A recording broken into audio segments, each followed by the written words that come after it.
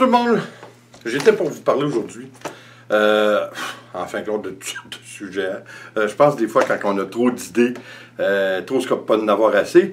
Écoutez, je voulais vous parler d'un sujet qui nous préoccupe beaucoup entre artistes, parce qu'on est plusieurs à l'être. Puis il y a tellement de fausseté qui est propagée via l'Internet et du bouche à oreille. Je trouve que c'est de faire rêver les gens. Après ma barre, je dois vous dire que pour moi, de vivre de mon art n'a jamais été le cas. J'ai jamais mis un emphase spécialement là-dessus. En fin de compte, j'ai fait mon art, la peinture, tout simplement pour définir qui j'étais un petit peu, parce que je suis quelqu'un de quand même assez créatif, puis ça me permettait d'extérioriser beaucoup de choses que j'avais, puis peut-être même aller jusqu'au point de me défouler. Évidemment, depuis les années, parce que ça fait quand même assez longtemps que je peins, j'ai commencé dans le dessin tout jeune, à la mine ou au fusain. J'ai progressé tranquillement, pas vite, à la peinture acrylique de couleur, au pinceau de façon traditionnelle, c'est-à-dire en réalisme. Évidemment, j'ai vendu au courant des années quelques toiles. Mais je suis obligé de vous dire que, grâce à un ami, je suis obligé de vous dire, c'est un petit peu à cause d'un ami qui est Steven, qui m'a donné une vidéo d'un francophone québécois qui met sur le YouTube, qui explique, lui, comment il voit les choses. Lui, en gros, il dit qu'il faut s'adapter au marché, il faut s'adapter à la réalité. Mais vous savez, la première chose que j'ai eue en passant à ça, c'est bien beau ça, mais c'est pas tout le monde qui est assez créatif ou assez développé dans son niveau artistique pour s'adapter à la demande. C'est pas toujours évident. Puis la demande change avec les années, elle change avec les époques. Le créneau pour les artistes change beaucoup aussi. Moi, j'ai connu beaucoup d'artistes, des dizaines et des dizaines d'artistes dans les années 70, ils ont très bien vécu de leur art. Écoutez, il y a beaucoup de problèmes pourquoi c'est plus tellement le cas aujourd'hui, où rares sont ceux qui réussissent à vivre de leur art. C'est pas compliqué. Il y a beaucoup plus d'artistes que d'acheteurs. Faut pas se casser la nénette, là. C'est pas parce que vous n'êtes pas bon ou que votre produit ne répond pas à un certain marché. Non, non, écoutez, tous les marchés sont comblés, puis c'est justement ça qui est le problème. Vous savez, quand il y a une rareté, cela crée une demande et un coût qui est relatif à la demande et à la rareté. Étant donné qu'il n'y a plus de rareté. Hein, écoutez, là, encore une fois, oui, l'Internet nous a ouvert à maintes réalités, maintes définitions de soi-même. Hein, on peut faire de tout, mais ça ne garantit rien. C'est pour ça que je dis toujours, souvent, puis le premier, là, hein, je suis un grand rêveur, puis vous savez, j'ai commencé avec les inventions. J'ai créé des jeux de société, un jeu d'échecs qui s'appelle Multichèque, qui se joue à 2, 3 ou 4 personnes avec des dés ou sans dés, des cartes de chance, de malchance, etc. J'ai fait des bidules, j'ai fait des boîtes à patates que j'appelle des boîtes à pommes de terre. J'ai fait toutes sortes de choses. J'ai fait toutes sortes de jeux, j'ai fait toutes sortes d'inventions. Et puis, on m'a tenu pendant un certain nombre d'années sur le rêve. C'est-à-dire que je faisais affaire avec des compagnies qui étaient supposées de m'aider à faire la mise en marché. Mais dans le fond, eux, ce qu'ils voulaient, c'était l'argent qu'ils retiraient de moi pour en faire la mise en marché. Ils ne me garantissaient rien, là, mais ils me faisaient rêver parce qu'évidemment, ils voulaient l'argent que je leur donne. C'est un petit peu comme les symposiums, hein? Il ne faut pas se casser la tête. J'ai fait plusieurs symposiums, et puis les symposiums, en fin de compte, on est tellement d'artistes que peu sont-ils qui vont vendre. Moi, je me souviens que plusieurs symposiums où j'ai été, des artistes de renommée, là, québécois, que je ne peux pas vous nommer, là, mais qu'ils ne vendaient pas du tout ou très peu leurs œuvres, alors qu'une étrangère arrivait ou un étranger avec une forme d'art qui était plus populaires, je veux dire, genre une toile avec un coulage dessus et un morceau de bois collé, puis avec des petits foulards là. Et puis, écoutez, là, ils vendaient tout. Alors, c'est très aléatoire ce qui va être vendu. On peut pas, excusez-moi l'anglicisme, on peut pas gager le public. C'est dur, parce qu'encore une fois, on est des millions et des millions sur la planète à être des artistes, à différents niveaux, comment on dirait ça, de performance. Alors, pour les gens qui recherchent, qui sont amateurs d'art, ils ont tellement l'embarras du choix que ça diminue le produit tant qu'à moi. Ce que j'ai remarqué d'ailleurs aussi beaucoup dans les symposiums, c'est que justement, il y avait tellement d'artistes qui souffraient de mauvais revenus que les prix, ils coupaient les prix. Là. Et justement, un des artistes que j'ai déjà parlé, je crois d'ailleurs, Robert, lui, c'est un artiste qui a étudié avec les plus grands. Et puis des toiles qu'il vendait à une certaine époque, c'est-à-dire fin des années 70, peut-être début 70, aller jusqu'au début 80, il vendait des toiles peut-être à 600 $. Les mêmes toiles, il y avait de la difficulté aujourd'hui à les vendre à 300. Mais ça, c'est la réalité du marché. C'est la réalité de la demande. La demande n'est pas forte parce que, encore une fois, il y a beaucoup plus d'artistes que d'acheteurs. Alors, c'est ça le problème. Je veux pas, comme on dit en bon québécois, je veux pas péter votre bulle. I don't want to piss on your parade. But, c'est ça la réalité. La réalité, oui, il faut rêver. Mais je veux dire, il faut être aussi conscient que, parce que c'est décevant, là. Je suis obligé de vous dire que mon premier symposium, je suis arrivé là, puis je vous dis que j'étais équipé. J'avais des toiles mur à mur, avec un petit peu toutes sortes de styles différents. Et puis j'ai passé une fin de semaine complète, c'est-à-dire 3 jours, et puis j'avais rien vendu. J'avais absolument rien vendu. Je suis obligé de vous dire que ça m'avait donné tout un coup dans mon orgueil et dans mon amour-propre. Parce que moi, à un moment donné, quand on est arrivé pour s'installer, je me disais, oh, je ne sais pas s'il va m'en rester. Alors, c'est pour ça que je vous dis, il faut faire attention. Moi, vous savez, les vendeurs de rêves là, qui vont vous dire, faites ça, faites ça, faites ça, puis ça va marcher, je n'y crois pas. Ça, c'est la pensée magique. Pour moi, c'est la pensée magique. Puis c'est un petit peu profiter des gens et de leur côté qui veulent tellement s'améliorer, puis ils veulent tellement réussir. Ils sont tellement fiers de ce qu'ils font qu'ils veulent le partager et puis, évidemment, en être rémunérés, c'est un plus. Mais je vous dis, là, c'est assez rare. Là. Il faut revenir sur Terre. Encore une fois, oui, faut-il quand même rêver, là. C'est ça la vie, hein. C'est ce qui nous fait avancer, c'est le rêve, le goût de l'aventure, le goût hein? C'est ça qui est intéressant en tant qu'artiste.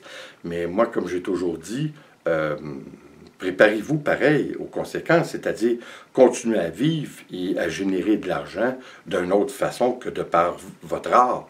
Puis si vous générez de l'argent par votre art, ben c'est encore mieux, là, bravo. Mais il ne faut pas s'attendre à ça tout de suite. C'est très difficile.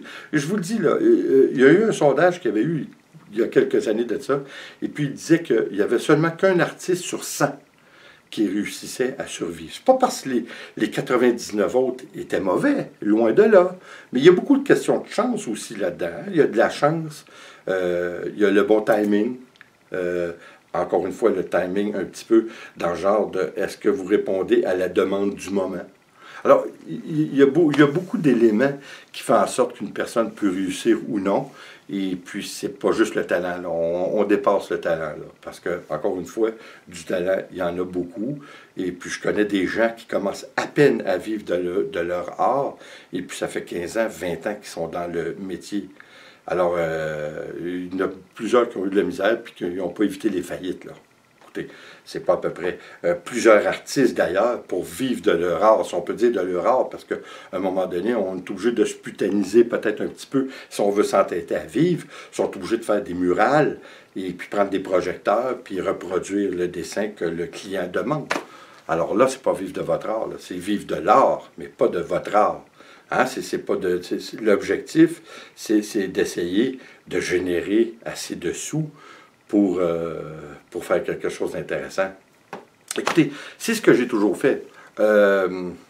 dans le sens que je me suis jamais arrêté non plus, parce que, évidemment, encore une fois, je suis un grand rêveur. Alors, je me suis jamais arrêté à me dire, bon, ben, je vais faire ça pour faire de l'argent. Mais je le faisais pour essayer d'en faire. On se comprend. Mais écoutez, aujourd'hui, je réalise avec le temps, peut-être mon âge, j'ai près de 60 ans, que quand c'est trop beau pour être vrai, bien souvent c'est trop beau pour être vrai. Il ne faut pas se casser la tête, c'est ça. Et puis il y en a toujours des meilleurs que nous. Et puis souvent, je suis obligé de vous avouer, oui, c'est frustrant parce que vous en avez souvent qui vont être pas mal moins bons que vous, peut-être. Pas pour se prendre. Je vous dis pas ça d'une façon arrogante, mais je veux dire, il y en a qui vont faire des choses qu'on dirait que c'est un enfant de premier cycle ou deuxième cycle qui fait un dessin puis qui va réussir. C'est très, très aléatoire. Tout ce qu'on peut faire, c'est de le faire par plaisir. Ça c'est la base de tout. Et puis, si le plaisir vous amène à générer de l'argent, écoutez, là, c'est la plus belle chose. Moi, vous voyez, j'ai décidé de partager ce que j'aimais, ce qui me passionnait, qui est tout ce qui est créatif. C'est pas compliqué, là. J'aime construire avec du métal. J'aime construire. Là, prochainement, je vais commencer aussi ce que j'ai déjà fait un petit peu par le passé, mais je vais m'y appliquer un petit peu plus. Je vais te le dire donc. Mais je veux... En fin de compte, là, moi, là, je veux tout essayer ce qui est créatif. C'est ça que j'ai toujours fait. Alors, pour ce que j'ai fait avec ma chaîne YouTube, c'était pour partager avec vous la sculpture. La sculpture. J'ai déjà fait de la sculpture, mais là, je vais en faire un petit peu. C'est mon grand-père qui m'avait initié à la sculpture lorsque j'avais à peine, mon Dieu, je devais avoir 6-7 ans. Puis mon grand-père, c'était quelqu'un... Mes parents nous couvaient un petit peu plus. Ils avaient peur qu'on se coupe, tout ça. Mon grand-père, lui, me donnait un morceau de bois, puis il me donnait un petit couteau, puis il disait, ah ouais, vas-y. Il fait partie des gens qui m'ont donné cette inspiration et ce vouloir de continuer à créer. Parce que moi, la plus belle chose que j'ai pour moi, ma plus grande satisfaction, c'est pas l'argent. L'argent, c'est secondaire. Ma plus grande satisfaction, c'est réaliser un rêve, réaliser ce que je faisais. Puis moi, le rêve n'est pas de réussir d'une façon monétaire. Mon rêve était de réussir un challenge à faire quelque chose que je voulais faire. Comme j'allais vous dire, la sculpture, j'ai commencé jeune, mais je veux développer un petit peu plus la sculpture. Ce que j'ai fait sur YouTube, comme j'allais vous dire, c'est beaucoup pour partager mes passions. Mais je suis obligé de vous avouer que, par le fait même, je me suis tiré un petit peu dans le pied. Parce que 99,9% de mes amis qui m'écoutent et qui s'abonnent à mon channel, ce ne sont pas des clients potentiels. C'est des gens comme moi qui veulent créer. Alors, vous comprenez, j'ai dilué un petit peu mon potentiel à générer de l'argent de par un médium que j'adore. Mais en même temps, moi, ce que j'en retire, c'est ce que ça me procure d'un côté humain. C'est très passionnant, là. Je trouve, je vais vous dire que moi, ça... Je dirais pas que ça me suffit, là, parce que, évidemment, comme on a déjà parlé ensemble, comme plusieurs d'entre vous, ma pension ne sera pas grosse. Ici, notre pension est à 65 ans. Alors, ma pension ne sera pas grosse. Ce qui fait que j'ai absolument besoin de revenus d'appoint. Alors, oui, éventuellement, j'espère pouvoir gérer ma passion de façon à pouvoir générer de l'argent. Hein? Alors, écoutez, là, j'ai un studio, il est rempli, écoutez, il est rempli de toiles, c'est sûr. Je fais 2 à 3 toiles par semaine. C'est sûr qu'à un moment donné, c'est énorme. Et puis, je peins depuis plus de 25 ans. Alors, j'ai des toiles, il y en a partout. Là. Il y en a sur tous les murs de la maison. J'en ai rempli de mon studio, j'en ai à terre, j'en ai dans les garde-robes, j'en ai carrément partout.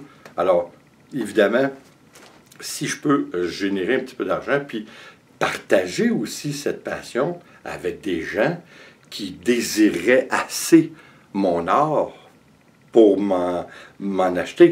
Hein, c'est plaisant. J'en ai vendu, comme je vous dis, quelques-unes, mais pas rien d'assez d'intéressant. Puis c'est drôle, hein, parce que avec le temps, encore une fois, je suis plein de toiles un petit peu partout, ça devient un petit peu comme les bébés. J'ai comme un petit quelque chose que j'aimerais mieux pas m'en départir. si tu pas assez niaiseux. Mais en même temps, je me dis, ben non, parce que c'est ça qu'il faut faire. Sinon, on reste dans le néant. C'est ça qui est le plaisir, c'est de savoir que après notre mort, quelqu'un va peut-être passer de génération en génération une œuvre que nous avons faite. C'est-tu pas beau, ça? Ça, c'est le plus bel héritage, en fait, pour moi. C'est une continuation de qui on était. Hein? Puis ça, je pense que c'est ça qui est important. Écoutez, je ne veux pas vous emmerder avec ça, ou je ne veux pas, encore une fois, briser vos rêves, parce que c'est important d'avoir des rêves. Et puis, encore une fois, si vous réussissez à vivre de votre art, bien, bravo, puis je suis vraiment heureux, sincèrement, pour vous, puis c'est ça, tous les artistes, c'est notre rêve, veut pas, mais je veux quand même mettre les pendules à l'heure, parce qu'il y a trop de choses qui se véhiculent, il y a trop de candidatons qui se véhiculent un petit peu partout pour nous dire que, oh, wow, c'est beau ce que tu fais, tu vas faire de l'argent avec ça. Si vous saviez combien de fois je me suis fait dire ça dans la vie. Encore une fois, j'ai passé à la télévision, j'ai fait des émissions de télévision, j'avais peut-être 25, 26 ans, non, 27, 28 ans, j'ai fait quelques émissions de télévision, j'ai passé dans les journaux. Pour les inventions que j'avais faites, pour mes choses à moi, ça ne m'a pas amené plus loin que ça. Ça m'a juste donné de faire rêver un niveau de plus. Hein? Pour m'accrocher encore plus à ce rêve. Puis c'est pour ça que je vous dis que c'est important. Écoutez, quand j'ai fait la boîte à patates, j'espère que j'ai une photo que je vais vous la montrer. Quand j'ai fait cette boîte à patates-là, ça conserve les pommes de terre. Écoutez, c'est incroyable. Ça les conserve plusieurs mois. Ça les garde à la noirceur, puis il y a des trous pour faire une certaine aération. J'ai fait cette aventure-là pour vendre au marché aux puces. Dans les marchés aux puces de ma région. Je mettais ma boîte, puis quand on levait le couvert, j'avais des boîtes pour des 5 livres, des 10 livres et des 20 livres. Puis sur demande, je pouvais en faire pour des 50 livres. Parce que nous, c'est les formats que nous avons pour les pommes de terre. Alors, je mettais 25 cents, merci, encourageant une invention bien de chez nous. Je mettais un 25 cents dans le fond de ma boîte. Je me disais, ça va encourager les gens à me donner. Mais savez-vous quoi? Je me faisais voler le 25 cents plusieurs fois par jour. Puis là, je vous parle une dizaine de fois par jour, et puis pas pour la plupart du temps, des gens qui étaient bien nantis et d'un certain âge. C'est-tu pas assez désagréable? Bien, j'étais assez découragé. Savez-vous ce que j'ai fait? Je prenais mon 25 sous, je mettais de la graisse. Comment qu'on appelle ça? De la graisse à Bering, ici qu'on appelle, là. Du roulement à billes. La graisse pour le roulement à billes. Je mettais un papier ciré dans le fond, je mettais la graisse en dessous de mon 25 sous et je le déposais délicatement dans le fond. Bien, écoutez, là, j'en attrapais la main dans le sac, c'est le cas de le dire, mais dans ce cas-ci, dans la boîte, j'en attrapais au moins une dizaine à une quinzaine par jour. Assez, je suis obligé de vous avouer que j'ai été obligé d'arrêter. De un, j'ai fait ce petit exercice-là pendant plusieurs mois, et puis j'ai vendu, je crois que j'ai vendu 5 ou 6 boîtes seulement. Puis c'était de l'artisanat. Vous savez, c'est encore une affaire. Avant de m'écarter, là, après quelques semaines, aller voir quelques mois, j'ai arrêté parce que là, j'étais en train de voir les gens comme des voleurs potentiels plutôt que des acheteurs potentiels. C'est plate, ça, je suis obligé de vous dire. C'est vraiment désagréable. Alors, j'ai été obligé d'arrêter avant vraiment d'avoir un écœurantite aigu, comme on dit. Mais vous savez ce que j'allais vous dire? Tout ce qui est artisanal, c'est très difficile. On a fait, moi, Nicole et moi, on a fait, lorsqu'on est revenu de notre séjour de 2011-2012, là où on a passé l'hiver sur l'île d'Amélia en Floride, on a ramassé des coquillages. On a fait des coquillages, on a fait des colis. Écoutez, c'était vraiment beau. On a parti même un petit nom de compagnie. On a essayé de développer ça. Moi, je peignais sur les coquillages, des petits dauphins. C'était vraiment intéressant. Écoutez, en 3 semaines, lors des petits festivals, c'est pas des farces, là, on a vendu, je crois, à peine une dizaine de colliers. C'est pas des farces. Vous savez, c'est décourageant. Hein, on essaie des nouveaux produits. J'ai essayé des Pucadogs. C'est des tiges en acier inoxydable. Vous mettez ça sur n'importe quelle source de chaleur, ça cuit votre pain ou ça le réchauffe de par l'intérieur, sans le percer. Alors, ce qui arrive, c'est que vous pouvez mettre de la saucisse italienne, des merguez, des saucisses hot dog, tout ce que vous voulez avec les condiments que vous voulez. Et puis, ça fait propre. Vous pouvez vous promener avec. C'est pareil comme vous promenez avec un gobelet et puis le manger tout en marchant. Hey, ça, j'ai investi de l'argent là-dedans.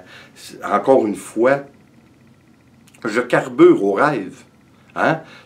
On est tous comme ça, je crois. On carbure tous au rêve. On croit qu'on a toujours la meilleure idée du monde. On croit toujours que ce qu'on fait, c'est la meilleure chose. C'est bon, c'est pas mauvais, mais faut-il encore savoir avoir un petit peu de retenue?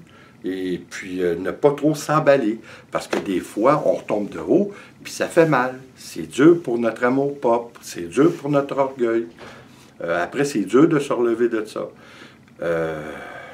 Écoutez, c'est-tu des histoires d'horreur, parce que j'ai essayé toutes sortes de choses dans ma vie? Je suis obligé de vous dire que non. Ça m'a amené, probablement tout ça, ça m'a amené à faire ce que nous faisons aujourd'hui. Et puis, je suis quand même très satisfait de ce que je fais aujourd'hui. Évidemment, comme je vous ai dit tantôt, pour plus tard, pour ma pension, j'aimerais ça un petit peu générer de l'argent de tout, mais je ne m'attends pas à des miracles. Vous savez, il y a des gens qui me disent, avec tous les abonnés que tu as, voyons donc, non, c'est justement, mes abonnés sont comme moi, c'est des rêveurs. C'est des passionnés. Alors, si je leur monte à faire une toile, ils ne veulent pas acheter ma toile, ils veulent en faire une. C'est correct. Mais c'est ça. C'est drôle pareil, hein, comment on tombe dans un paradoxe des fois qui est étrange, mais en même temps qui nous amène quelque chose. Je suis obligé de vous dire, ça m'amène beaucoup. De toute façon, oui, il faut continuer à rêver. Oui, il faut continuer à exécuter nos plans, nos rêves, nos passions. C'est ça qui est important. C'est ça que l'être humain, on carbure à ça. Hein, moi, comme j'ai toujours dit, l'innovation, les inventions, tout ce que les gens me disent que tu ne peux pas faire, c'est ça qui me nourrit. Ça fait partie de moi, c'est tellement important. Et puis, on est pas mal tous comme ça, les artistes. Alors, écoutez, oui, continuez de rêver. C'est beau de rêver. Mais quand même, sachez que la réussite n'est pas garante de votre effort. Hein, parce que vous aurez beau mettre des efforts, ça ne veut pas dire que vous allez réussir. Il faut les mettre, les efforts. Il faut essayer. C'est fait pour ça, la vie. Si on ne l'essaye pas, on ne saura jamais. Alors, il faut l'essayer. Puis ceux qui réussissent, bingo, bango. Hein? C'est bravo.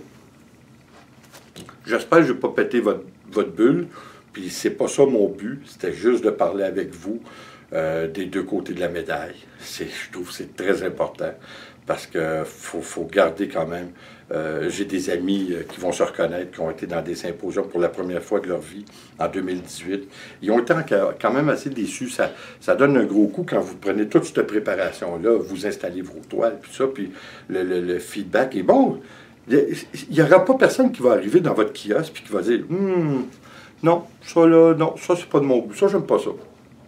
Il y en aura toujours. Mais je veux dire, en général, les gens vont dire oh, c'est beau, ça c'est beau, puis ils continuent sur le chemin, là. Hein? Alors écoutez, j'espère de ne pas avoir pété votre bulle encore une fois, bon québécois.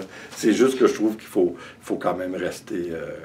Il faut rêver, mais il faut quand même rester réaliste, puis savoir dans quoi qu'on s'embarque, puis surtout de le faire par passion et non pas pour l'argent, parce que ça, c'est une grande, grande erreur. Là-dessus, les amis, merci d'être là. Continuez à rêver. Le rêve ne coûte rien. C'est sûr qu'après, ça coûte quelque chose. Hein? Faut rêver. C'est ça qui est important dans la vie. Ça, puis la santé. La santé avant, le rêve après, puis on va faire avec. Merci d'être là. Et puis, j'espère que vous allez revenir. Et puis, comme toujours, s'il vous plaît, abonnez-vous, laissez un commentaire et partagez. C'est toujours apprécié. On se revoit à la prochaine vidéo. À